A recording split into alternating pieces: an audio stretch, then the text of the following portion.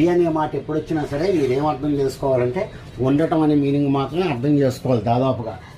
దీనికి కొత్త అర్థం ఏమి రాదు మనకి, ఏమండి. అందుకనే సో టు బి అంటే ఉండుట అని చెప్పి అర్థం గుర్తుపెట్టుకోండి. టు బి అంటే ఉండుట, రైట్.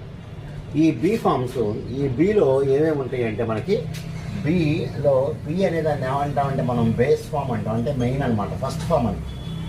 బేస్ ఫామ్ అంటే బిగినింగ్ అనమాట.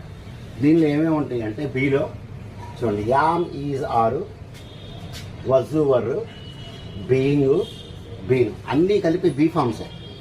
అన్నిటినీ మనం బీ ఫామ్స్ అని చెప్పి అంటాం. ఇక మొత్తాన్ని కూడా am, is, are, was, were, being and been, వీటన్నిటినీ మనం బీ ఫామ్స్ అని చెప్పి అంటాం.